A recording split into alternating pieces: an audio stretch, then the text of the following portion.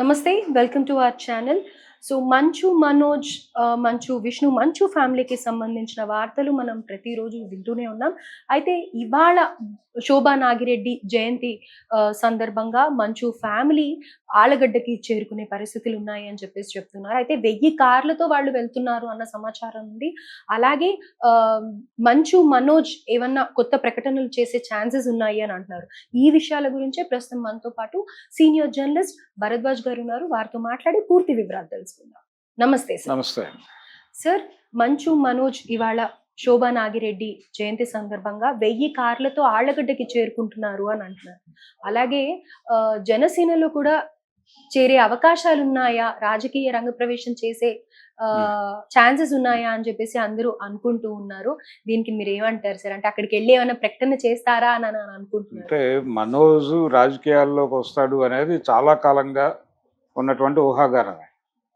అంటే తెలుగుదేశం పార్టీలో ఆయన యాక్టివ్ అవ్వబోతున్నారు అనేది ఎన్నికల కంటే ముందే వినిపించిన మాట. ఎందుకంటే ప్రస్తుతం భూమా ఫ్యామిలీ కొంత తెలుగుదేశంతో ట్రావెల్ అవుతున్న సందర్భంగా వీళ్ళు కూడా అటే వెళ్తారు అని వినిపించింది. ఈయన కంటెస్ట్ చేస్తాడు ఏదో ఒక నియోజకవర్గం నుంచి మనోజ్ అనేది కూడా వినిపించింది. కానీ యాక్చువల్గా వీళ్ళ ఆ కదలికలు ఏమీ కనిపించలేదు. మధ్యలో ఒకసారి మోహన్ బాబు గారు వెళ్ళి చంద్రబాబు గారిని కలిశారు.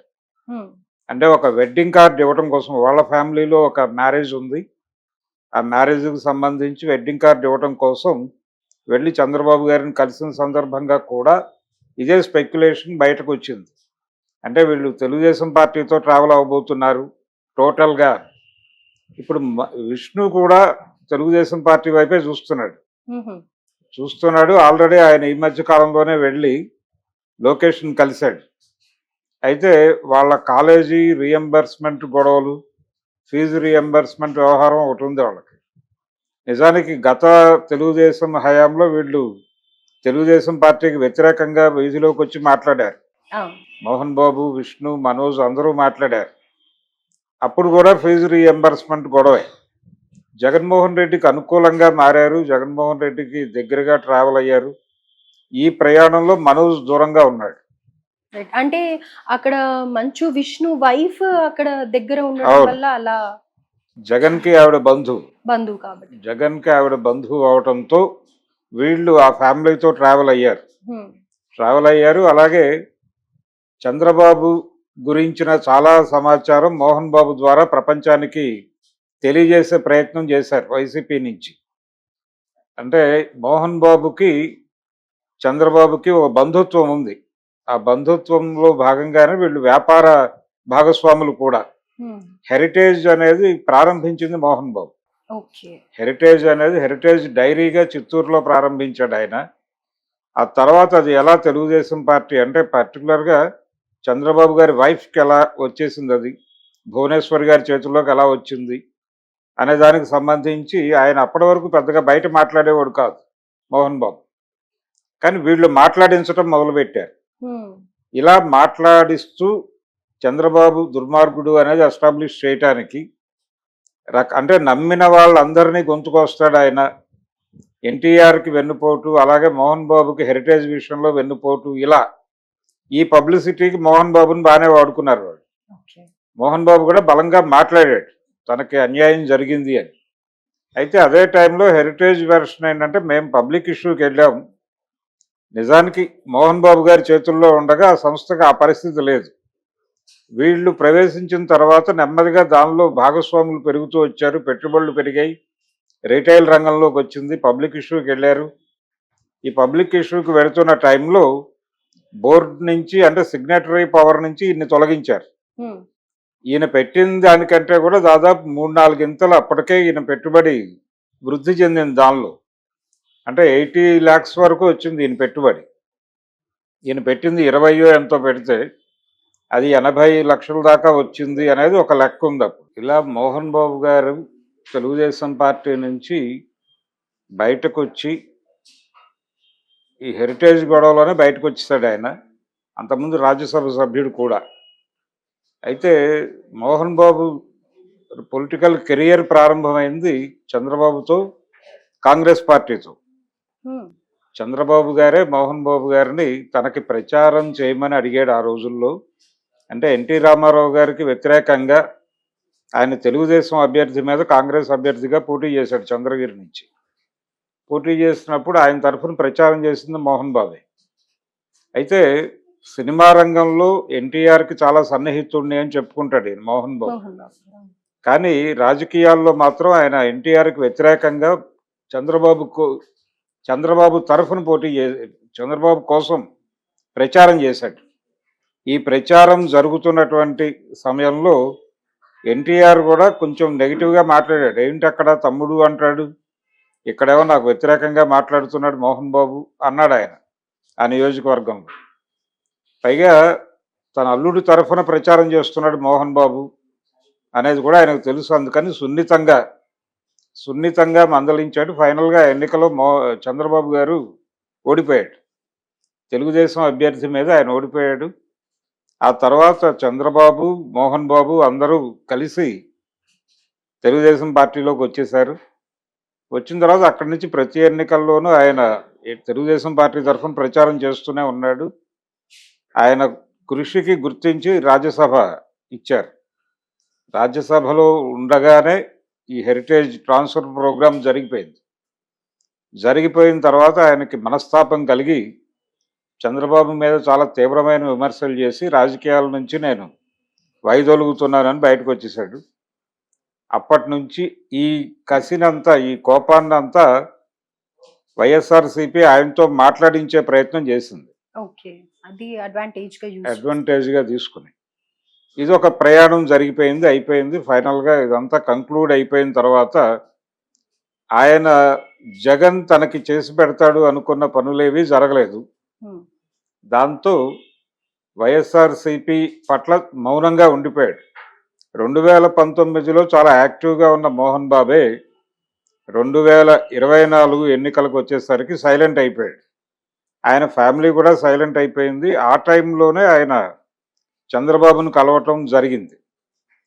ఈ క్రమంలోనే మనోజ్ కూడా తెలుగుదేశం పార్టీలోకి ఎంట్రీ ఇస్తున్నాడు అనేది వినిపించింది కానీ అటువంటిదేం జరగలేదు. అలాగే అతను మౌనికా రెడ్డిని పెళ్లి చేసుకున్న తర్వాత కూడా ఇది వినిపించింది. ఆయన తెలుగుదేశం పార్టీలోకి వెళ్ళిపోతున్నాడు, యాక్టివ్ పాలిటిక్స్‌లోకి వెళ్ళిపోతున్నాడు అని. కానీ జరగలేదు. హ్మ్. మెడ్రాస్ కేంద్రంగా వాళ్ళు ఒక ప్రొడక్షన్ హౌస్ ప్రారంభించారు. దాని తాలూకా వివరాలు ఈ మధ్య ఆయన ఈ వివాదం తర్వాత, విష్ణుతో వివాదం తర్వాత ఆయన ప్రపంచానికి తెలియజేశాడు. "నా మిత్రుల పెట్టుబడులతో నేను ఒక చిన్న సంస్థను ప్రారంభించాను అక్కడ" అని. దాని తాలూకా ఏర్పాట్లేవో చేసుకుంటున్నారు. దాంతోపాటు ఆయన సినిమాలు చేస్తున్నాడు. ఒక సినిమా తను ఆల్రెడీ సెట్స్‌లో ఉంది. అది కాకుండా వేరే వాళ్ళ సినిమాల్లో కూడా నటించే ప్రయత్నం చేస్తున్నాడు ఆయన. ఏ క్యారెక్టర్ అయినా పర్వాలేదు అని ఒక ఆఫర్ ఇచ్చాడు. అంటే విలన్ క్యారెక్టర్ అయినా పర్వాలేదు, క్యారెక్టర్ రోల్ అయినా పర్వాలేదు. నటుడిగా తన్ని తాను ప్రూవ్ చేసుకోవాలి అనేటువంటి ఒక ఆలోచన ఉన్నట్టుగా ఈ మధ్య చెప్పాడు ఆయన హ్మ్. మనోజ్. ఈ ప్రయత్నాలు జరుగుతూ ఉండగా వీళ్ళ ఫ్యామిలీ వివాదాలతో ఇప్పుడు ఆయన మళ్ళీ ఒకసారి ప్రపంచం ముందుకు వచ్చాడు. అంటే ఆస్తి తగాదాలు అని అంటున్నారు కానీ ఆయన ఆస్తి తగాదా కాదు, ఇది ఆత్మగౌరవ పోరాటం అన్నాడు. ఓకే. ఈ ఆత్మగౌరవ పోరాటం అంటే ఏమిటి అంటే కుటుంబ తాలూకా వ్యాపారాలలో తనకి ఏ విధమైనటువంటి అధికారం లేకుండా చేస్తున్నారు అని. అంటే ఎడ్యుకేషనల్ ఇన్స్టిట్యూషన్స్ సంబంధించి అది కుటుంబానికి సంబంధించినటువంటి వ్యాపారంగా చూస్తే అక్కడ ఏ నిర్ణయం తీసుకోవటంలోనూ మనోజ్ ప్రమేయం ఉండటం లేదు. ఓకే. అందుకని ఇంపార్టెన్స్ అనేది ఇవ్వట్లేదు. ఇంపార్టెన్స్ లేదు, అసలు అతను పట్టించుకోవట్లేదు ఎవరు. ఈ పెయిన్ ఉంది, బాధ ఉంది అనేది కూడా అతను రేపు పొద్దున అక్కడి నుంచి పెట్టుబడులు, అక్కడి నుంచి వచ్చేటువంటి లాభాలు ఎటన్నా తరలిస్తే, అక్కడ ఏదైనా నష్టం జరిగితే ఆ ప్రభావం దీని మీద పడితే అందరము బాధ్యులం అవుతాం. హ్మ్. కాబట్టి అందరికీ చెప్పి చేయాల్సి ఉంటుంది. రేపు పొద్దున్న రెస్పాన్సిబిలిటీ తీసుకోవాల్సిన పొజిషన్లో మేము ఉంటాం కాబట్టి మాకు కూడా చెప్తే బాగుంటుంది. అది చెప్పకుండా వన్ సైడెడ్గా జరిగిపోతుంది అంతా. అంటే విష్ణు వన్ సైడెడ్గా వెళ్ళిపోతున్నాడు. హ్మ్. అసలు ఏ విషయాలు మాకు ఇంటిమేట్ చేయాలని కూడా అతను అనుకోవడం లేదు అనేది ప్రధానంగా అతని మనసులో ఉన్న మాట. Right sir. మామూలుగా అభిమానుల్లో కానీ, చూసే ప్రజల్లో కానీ చాలా మటుకు ఏమంటారంటే మంచు ఫ్యామిలీ అంతా ఒక సైడ్ అయితే మనోజ్ ఒక్కడు కొంచెం మంచిగా ఆలోచిస్తాడు, మంచిగా మాట్లాడతాడు అన్న అభిప్రాయం ఉంది సార్. అంటే మంచిగా ఆలోచించటం కాదు, అతని యాంగిల్‌లో అతను మాట్లాడుతున్నాడు అంతే. హ్మ్.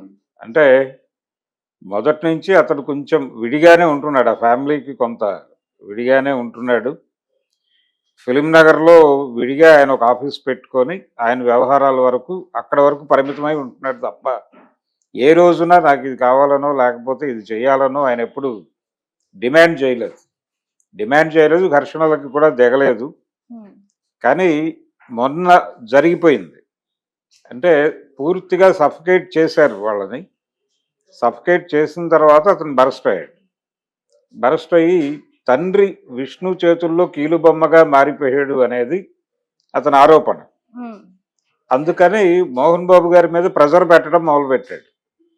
ఆయన ఎవరికీ చెప్పలేని పరిస్థితుల్లో తీవ్రమైనటువంటి నిర్వేదానికి గురైపోయి ఒక గందరగోళ స్థితిలో మోహన్ బాబు గారు ఉన్నాడు ఇప్పటికీ. అదే పరిస్థితి. అంటే ఆయన తన ఫ్రెండ్స్‌తో మాట్లాడుతూ ఏమిటి నాకు ఈ దౌర్భాగ్యం అని మాట్లాడాడు మోహన్ బాబు. ఈ పరిస్థితుల్లో ఈయన నిన్న జరిగినటువంటి అంటే మొన్న జరిగినటువంటి ఈ అరెస్టులు అంటే నోటీసులు ఇవ్వటము, ఈ మీడియా మీద దాడి, మీడియాలో ఒక రిపోర్టర్‌ని ఆయన కొట్టడం, మోహన్ బాబు వివాదం జరగటం, ఈ గొడవలన్నీ సమసిపోయాయి అనుకుంటున్న దశలో నిజానికి యాంటిసిపేటరీ బెయిల్ రాలేదు ఆయనకి. కోర్టు రిజెక్ట్ చేసింది మోహన్ బాబుకి.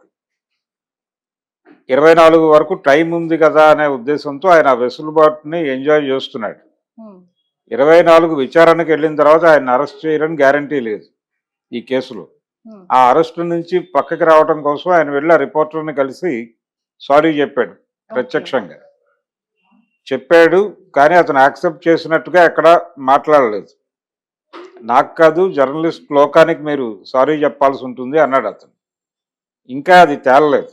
హ్మ్. 24 లోపు ఆ కేసు లేకుండా చేసుకోవాలి అనే ప్రయత్నాల్లో ఆయన ఉన్నాడు ఓకే. మోహన్ బాబు. 24 ఆయన కస్టడీలోకి తీసుకున్నా తీసుకోవచ్చు, చెప్పలేము. ఓకే. ఈ లోపు సిపి గారు చెప్పింది ఏంటంటే, మీరు మీ వ్యక్తిగత ప్రైవేటు సైన్యాలను బయట ఉంచి ఆ ఇంట్లో కలిసి ఉండండి, జల్పల్లి ఫామ్ హౌస్లో కలిసి ఉంటే ఉండండి, కానీ మీ బౌన్సర్లని బయట ఉంచి లోపల ఉండండి మీరు అని చెప్పాడు ఆయన. ఇంకొకసారి ఈ గొడవ రిపీట్ అయితే మాత్రం మేము సీరియస్గానే రియాక్ట్ కావాల్సి ఉంటుంది అని చెప్పాడు. చెప్పిన తర్వాత కూడా మళ్ళీ ఒక వివాదం జరిగింది. ఈ వివాదం ఒకటి జరుగుతోంది వీళ్ళ మధ్య. ఇది ఆగలేదు, ఇది కొనసాగుతోంది. ఈ వివాదాలు కొనసాగుతున్న క్రమంలోనే ఈయన మళ్ళీ రాజకీయ ప్రయాణం మొదలు పెడుతున్నాడు అనే టాక్ వినిపిస్తోంది. అంటే వీళ్ళు పొలిటికల్ మైలేజీని వదలాలని అనుకోవడం లేదు. ఓకే. ఈ పొలిటికల్ లైన్లో ప్రయాణించాలి మనోజ్ అనేది చాలా కాలంగా నడుస్తోంది. తెలుగుదేశంలో వెళ్తాడు, లేకపోతే జనసేనలోకి వెళ్తాడు అనే మాట కూడా కొత్తదేం కాదు. ఇది పాతదే, ఇది పాత వార్తే. ఇప్పుడు కానీ ఈయన ఇప్పుడు ఈ గొడవల మధ్యలో ఆయన ప్రకటన చేస్తారని అంటారా? ఇదే అడ్వాంటేజ్‌గా తీసుకొని చేసే సూచనలున్నాయి అంటే అని ర్యాలీకి అనుకుంటున్నారా? వెళుతున్నారు, ర్యాలీకి 1000 కార్లతో వెళ్తున్నారు. అంటే ఆవిడ శోభా నాగిరెడ్డి గారి ఫంక్షన్ ఉంది అక్కడ. అవును. ఆ సందర్భంగా ఈయన ఒక ర్యాలీగా వెళ్తున్నాడు అనేది మనకి వినిపిస్తున్నటువంటి మాట. హ్మ్. వెళ్ళొచ్చు. అంటే పొలిటికల్‌గా ఇతను తన బలాన్ని పెంచుకునే ప్రయత్నం చేస్తాడు ఎలాగో.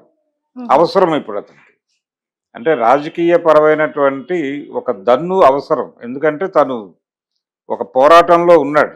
కుటుంబంతో ఒక పోరాటంలో ఉన్నప్పుడు తన వైపున ఉన్నటువంటి బలాల్ని సమీకరించుకునే ప్రయత్నం ఎవరైనా చేస్తారు. హ్మ్.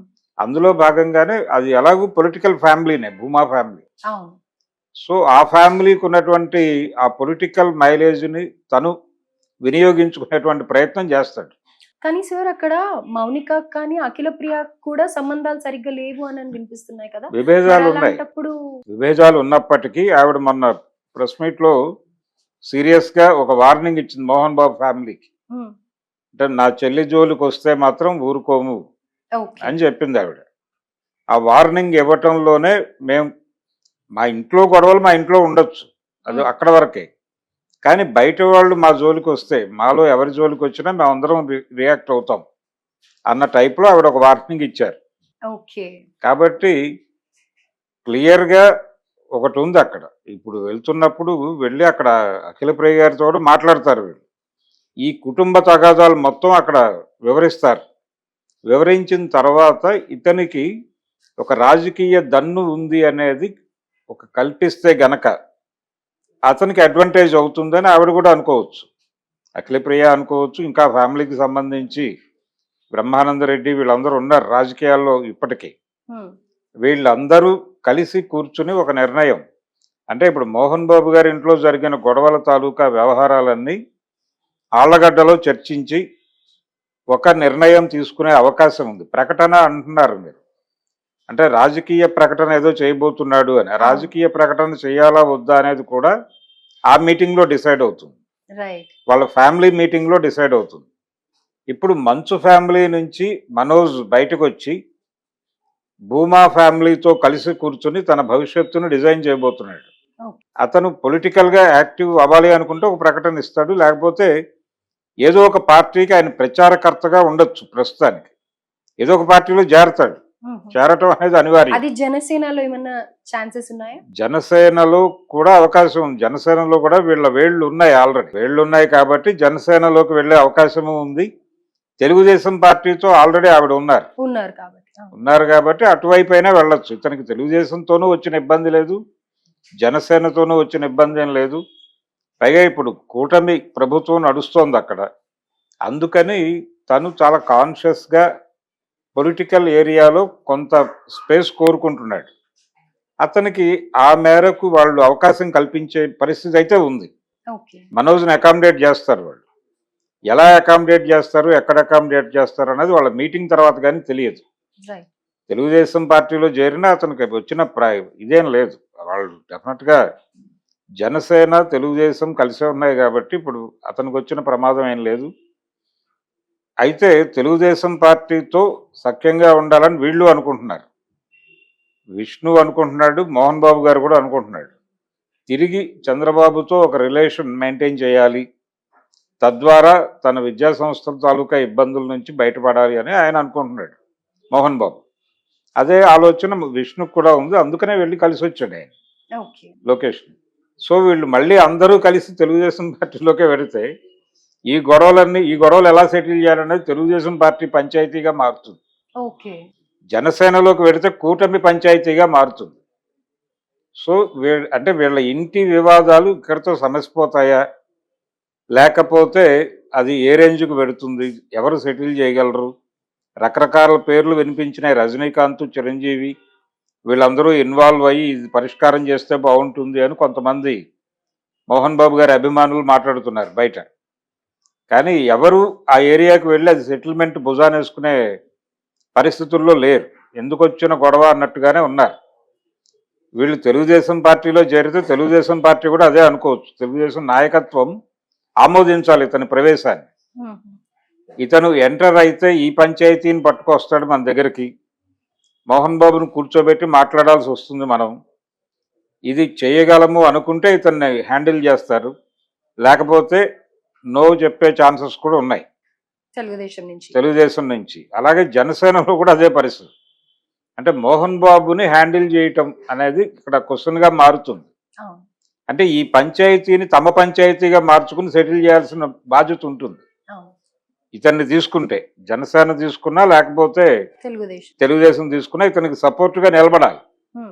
ఆ నిలబడగలము అనుకుంటే తీసేసుకుంటారు, లేదు అనుకుంటే గనక కనీసం ఇద్దరిని న్యూట్రల్ చేయగలం అనే ధైర్యం ఉన్నా కానీ మనోజ్తో ఉపయోగం ఉందనుకుంటే తీసుకుంటారు.